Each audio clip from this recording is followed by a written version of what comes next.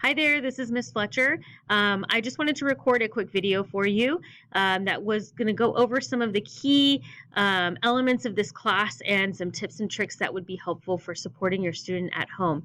I know on the screen right now you see the 7th grade Canvas homepage. I do teach 6th and 7th grade this year, but both I run identical as far as where things are located and how the classroom is ran. So no matter what grade your student is in, the information is very similar. So I'm just going to go ahead and get started here. What you see on our Canvas homepage is something that I call our DSI, and this is our daily science instructions.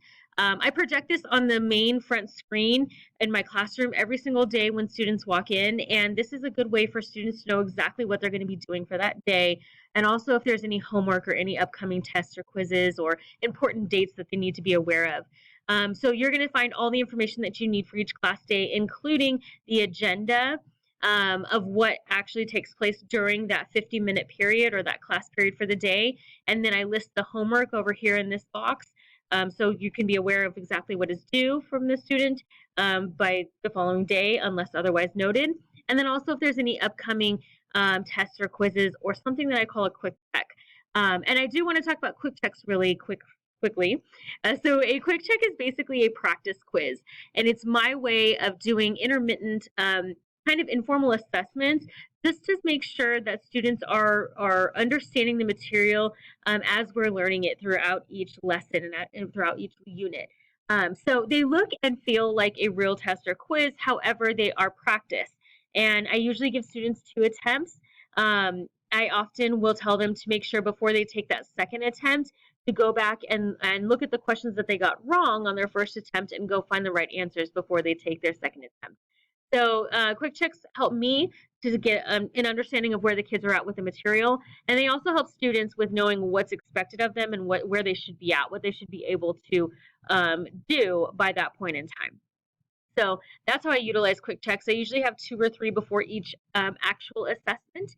And the assessments are usually a culmination of those quick checks put together with very, very similar questions. They might just be modified very slightly. So quick checks are very useful. One other thing about quick checks that I like to mention and encourage students to do is to go back and as they're studying for their actual formal assessments, go and look at their quick checks. Even make flashcards out of the questions since they are going to be seeing very similar questions. They can act as great study tools for students to help prepare them. Other than that, you guys are all aware that I do use Canvas as my platform for where I post pretty much everything, unless it's a paper handout in class. But even those, I do post a picture, a scanned picture in the modules in Canvas.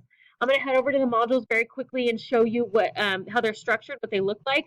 So if I take a look at this week, we're in week 11 right now.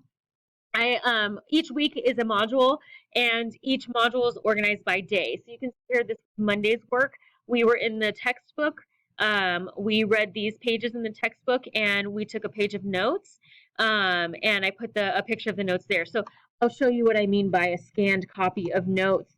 So even if it is a paper assignment, I do make sure there's a scanned copy so that students at home who are studying or maybe absent students can see what was handled in class as well. So there you go. That was a page of notes that we put in our notebooks.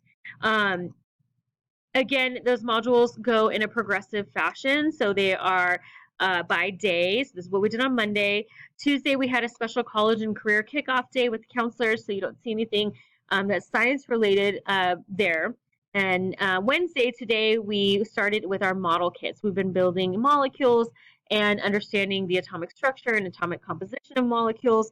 And so we were using our model kits. They went through a few slides, again, took some more notes in their notebook, and then here you see is their homework. I try to be very clear and denote homework as an assignment, like homework labeled when it is posted in the module. Again, if you would like to just look at the DSI daily, then you can also see that the homework is listed there. You saw that the Ed puzzle was tonight's homework, and once that DSI loads, come on, you'll see that it's posted in the homework box. There it is. So there's the Ed puzzle counting atoms. Okay. Again, my 6th grade is very similar, so I can show you the 6th grade homepage for those of you who have 6th grade students, but everything is structured the exact same way. So my 6th graders see the DSI when they first walk into class. The DSI looks very similar. The information is in the same place. on the slide. Here you go. This is what my sixth graders did today. And then again, anything that's upcoming will be posted in the upcoming box. I hope that this is helpful information. If you have any questions, feel free to reach out.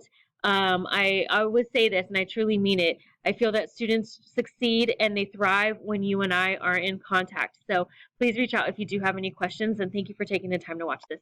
Bye, guys.